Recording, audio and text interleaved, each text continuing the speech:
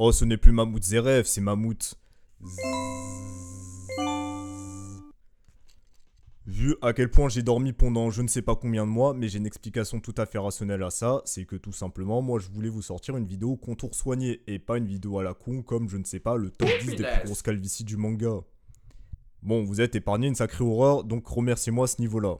Donc je reviens en effet pour une vidéo contour soigné afin de vous parler du personnage d'Isagi dans le manga Blue Lock et de ses potentielles futures améliorations. Actuellement, l'arc Neo Egoist League est enfin terminé, ce qui fait qu'on s'attend à ce que Isagi, forcément pour les prochains arcs et ses prochains défis qui s'avèrent être de taille, devra améliorer son jeu, même si actuellement il s'est affirmé en tant que numéro 1 du Blue Lock, on se doute, histoire d'apporter des péripéties, que ça ne sera pas toujours suffisant. C'est pour ça que j'ai imaginé deux armes que Isagi pourrait se réapproprier afin d'étoffer son jeu et de pouvoir carrément devenir un joueur de classe mondiale de manière permanente. Et ces deux armes, vous verrez, sont tellement à sa portée que ça m'étonne qu'actuellement il n'y ait toujours pas pensé à les intégrer dans son jeu. En fait, ce que j'imagine avec ces deux armes, c'est qu'il les absorbe à la manière qu'il a absorbé le jaillissement de Naruaya pour en faire une arme qui lui est propre.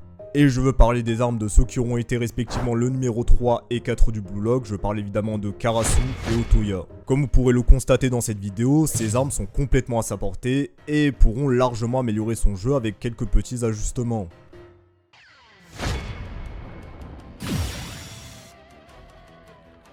Premièrement, nous allons évoquer le cas du ninja du Blue Lock en la personne de Otoya et son jeu sans ballon, qui a la particularité de pouvoir être considéré comme étant furtif dans le sens où il pénètre les défenses adverses sans que ces derniers s'en rendent compte, et puis la scène le coup fatal au moment venu. C'est vrai qu'à bien y regarder, si on considère Otoya comme étant une version améliorée de Naruaya, forcément que c'est une piste d'évolution tout à fait logique pour Isagi. Et vous constaterez que grâce à cette arme, Isagi pourra s'offrir de multiples possibilités encore plus infinies vers les buts qu'il n'a déjà grâce à sa métavision. Mais c'est bien beau de dire qu'il doit acquérir cette arme, mais comment il pourrait faire? En fait, on va décortiquer le jeu de Otoya pour mieux comprendre ce que Isagi pourrait réellement intégrer. Premièrement, on sait que son jeu est basé sur une pointe de vitesse assez élevée, donc je pense que de ce côté-là, Isagi ne l'atteindra jamais de par ses limites physiques. Mais on apprend premièrement de par le spin-off Nagi que Otoya fait des courses en S, ce qui lui permet d'avoir un côté beaucoup plus flexible concernant ses déplacements et de se faire plus facilement oublier des défenseurs, donc s'insérer dans les trous à rats. Et de ce fait, Isagi pourrait s'intégrer dans des zones avec beaucoup de défenseurs et se faire oublier par les défenses, et même le gardien afin d'assigner des reprises de volée assassines dans l'ombre de tous les défenseurs. Donc ça pourrait être un point plus qu'intéressant qu'Isagi intègre ses courses en S dans son jeu. De plus, en se réappropriant cette arme et l'aspect furtif de ses déplacements, Isagi pourrait prendre en compte l'aspect sonore à son jeu et là démultiplier ses possibilités. Car on sait qu'Isagi a une grande connaissance de la vision humaine, mais s'il prenait en compte l'aspect sonore de ses adversaires, il pourrait leur mettre des feintes par exemple en faisant un pas assez violent d'un côté, pour faire croire en sa présence d'un côté, mais non passer de l'autre côté, et donc il arrivera à feinter son adversaire sans même qu'il le voie. Donc ce serait grâce à une prise en compte de la vision et de l'ouïe des adversaires que Isagi pourrait littéralement se rendre invisible sur le terrain, et être littéralement en Kuroko de Blue Lock. Car Isagi aurait cet avantage par rapport à Otoya d'avoir une connaissance de la vision du terrain de par sa métavision.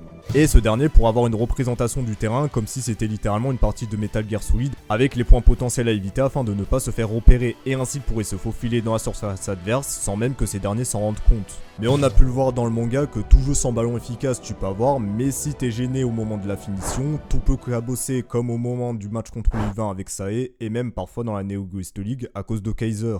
Et c'est pour ça qu'Isagi pour moi aura absolument besoin de cette arme qui est...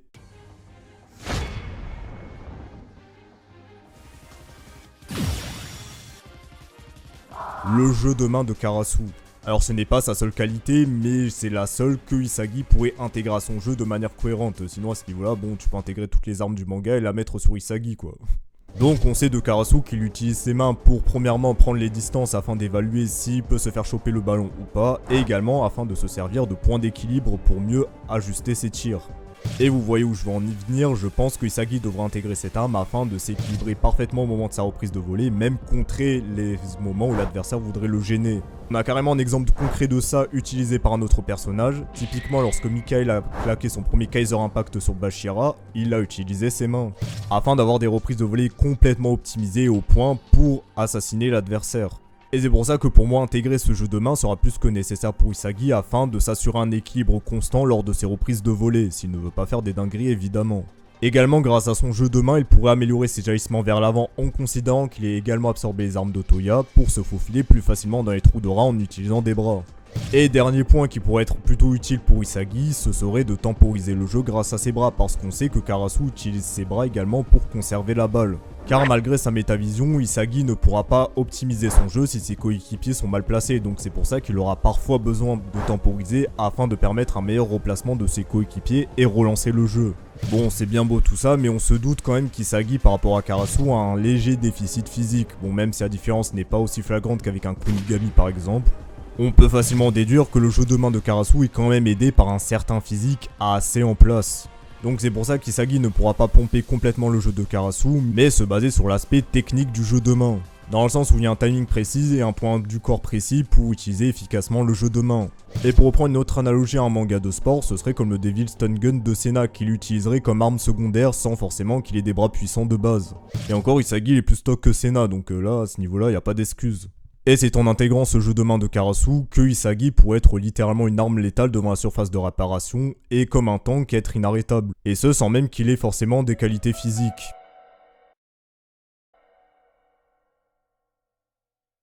Et je pense que c'est grâce à ces deux armes qui sont largement à portée d'Isagi que ce dernier pourra largement améliorer son jeu et prétendre à un niveau mondial de manière constante et même mettre à genoux Noel Noah s'il le veut. Et j'ai choisi des armes qui étaient à sa portée évidemment parce que sinon à ce niveau là on pourrait dire tiens si Isagi intégrait les dribbles de Bashira, la pointe de vitesse de Julian Loki, je sais pas la mélanine de Shido, bref des conneries comme ça n'aurait aucun sens. Déjà que le match contre les Ubers je considère ça comme un braquage. Pas que ça manque de réalisme parce que les braquages, si vous avez vu des matchs de Atletico, vous savez que ça existe dans le monde du foot. Mais que l'évolution ne soit pas trop soudaine comme on a pu l'avoir dans l'arc Neo Egoist League.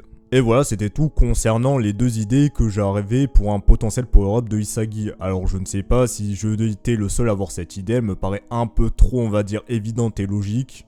Bon, pour savoir, je manque de souplesse pour pratiquer l'autofellation. Donc si jamais elle a été évoquée par quelqu'un d'autre, bah tant pis. Qu'est-ce que vous voulez que je vous dise de plus? Et moi sur ce évidemment je vous retrouve à la prochaine éclipse parce que le mammouth va hiberner.